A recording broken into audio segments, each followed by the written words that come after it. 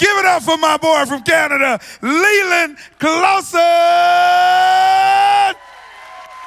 Look at him, got his swag. Oh, come out. Yeah, I'm good looking. I'm good looking, Bone. You don't know. You don't know. Thank you very much. Give a round of applause for Bone. He's been hosting amazing tonight. He's been doing an amazing job. He's been hosting amazing. Is that a thing? That's a thing. Sure. For those of you that were here that saw me this morning, I told you a story of, I'm from Canada, a story when I flew out here. Just so you know, something always happens when I fly.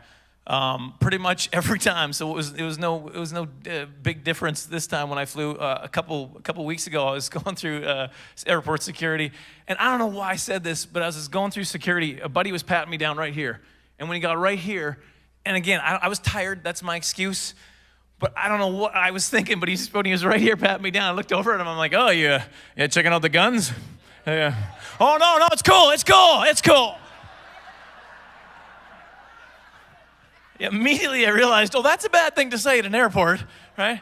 Then I tried to fix it, right? No, because I got the muscular arms. And buddy looked at me all deadpan, and he's like, no, you don't, and just sent me on my way. It was hurtful. You're supposed to be security, not insecurity, buddy. Thanks a lot.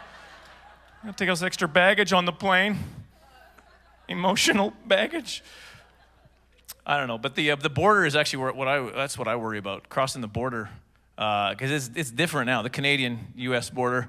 It's different. It's changed. It's ever since 9/11. It used to be way different. Now, like, we're even talking about building a wall. We're going to make you guys pay for it. Like, we've got plans. Was that true? I don't know. It might be. I heard something about it.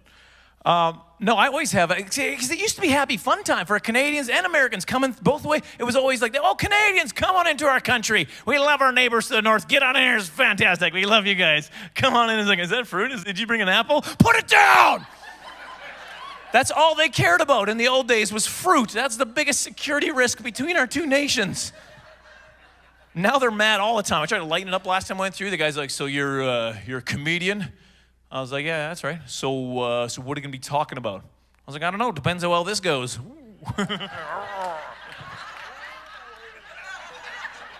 Don't do that. Don't say it. Don't do it. Apparently this looks like a gun. What's going on? Why am I this way? Right? It's a true story. I was crossing the border. This is a few years ago now. This is like 5 or 6 years ago. I got to the border, handed the guy my passport. He took it. He scanned it through the machine. First thing he said after he scanned through the machine, don't make any sudden movements. Right? I was like, okay. And then he's like, shut off your vehicle and give me the keys too. So I was like, okay. So I shut off the vehicle. I hand him the keys slowly, right? Because he said no sudden movements. You know, here come the keys.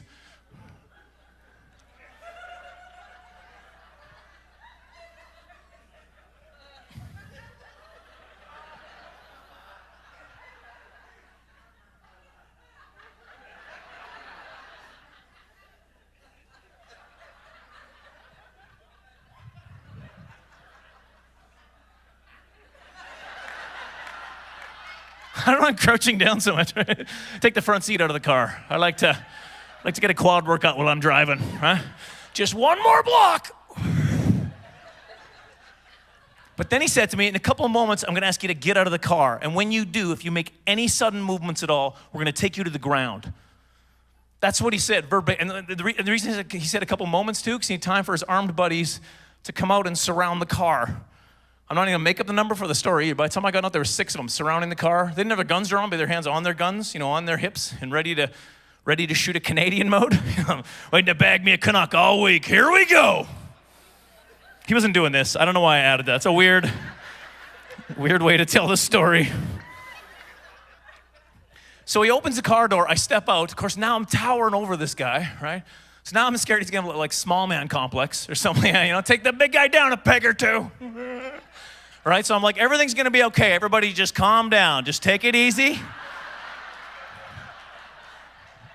I won't hurt you. I was too scared. I didn't do that. I was freaked out. They actually shoved me down. They handcuffed me behind. They grabbed me with the armed guard. They took me into the customs office like I was some kind of wanted fugitive or something, right? Now I'm starting to get a little freaked out. Right? It doesn't seem like a routine stop anymore. Imagine the people behind me, right?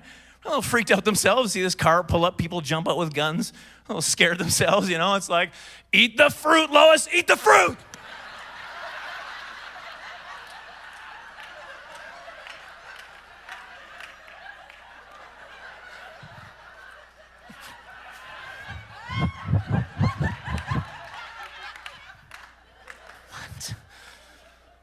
So they're taking me in. And again, this is an absolutely true story. I was in there for like maybe 5 seconds. Like not long at all. And some guard walks all nonchalantly from behind the counter. He's like, oh, guess it's just a computer malfunction. You can just let him go. And that was it. There's no explanation, no apology, no place to go change, nothing. It's like, we're just gonna,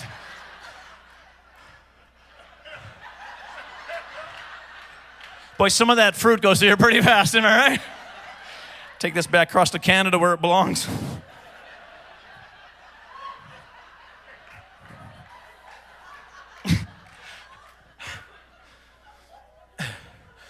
If you're here this morning, you already heard me talk about my big old hands. Those of you who don't know, I've got big old hands. I don't know if you can see them. Here's the thing, it's more of a proportion thing. They're big, sure, and it's worse when I move them. I don't know if you noticed that too. I just show you hands, well, they're big, but I move them around. It's like, all right, easy, easy. The problem is my skinny arms. It makes it look worse. Like if I had big, bold, muscly arms, right? It wouldn't look so bad. I just look big. But this looks like I can hardly lift this hand up, right? Like I got it.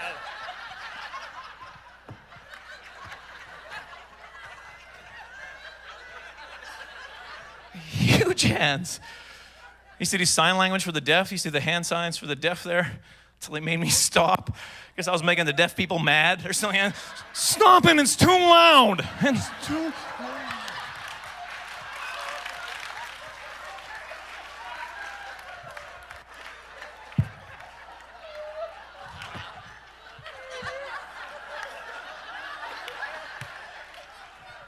That doesn't look right either. Hey, look how small my head is in proportion. Did you notice that? Okay, you're laughing too much at my proportions now. I do have a tiny little nugget of a head, though. Here's how you know your head is too small for your hands. You shouldn't be able to touch both your ears with one hand at the same time. That's how you know.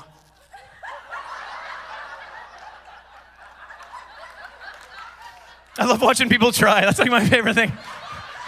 I got halfway on my face. What's going on here? That means you're normal. There's a guy at a show a couple weeks ago. He's like, you can do it if you open your mouth.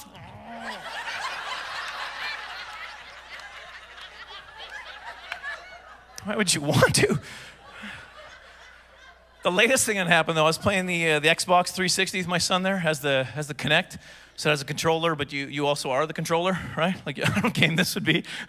But we were doing Nike Plus for Kinect. It's like a home workout that you do, right, with the Kinect, right? And so here's the thing. If you're doing a workout video, you can kind of cheat on the video. Maybe not do the exercises well enough.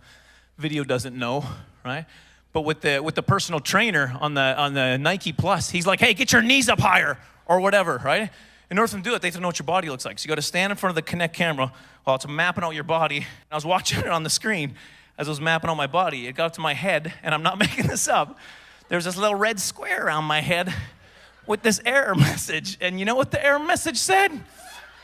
Cannot detect head. Like, that's...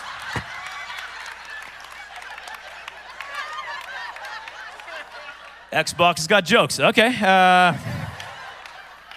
I turned around, my son was howling, right? He thought it was the funniest thing he'd ever seen. He's literally bent over shaking. He's laughing so hard. I'm like, what are you laughing at? You look just like me, you freak. You're laughing at yourself right now. That's what you're doing. But I had a lady come up to me after a show one time. She was offended I was doing jokes about the size of my hands. The very joke she just heard, she was offended, and she said, and I quote, sets a bad example for kids about making fun of themselves. What do you even say to that? You know, I was like, maybe comedy's not for you. It's not your thing. It's my own fault, though, because I married her. You know, so that's... You guys have been awesome. My name's Leland Klassen. Thanks so much.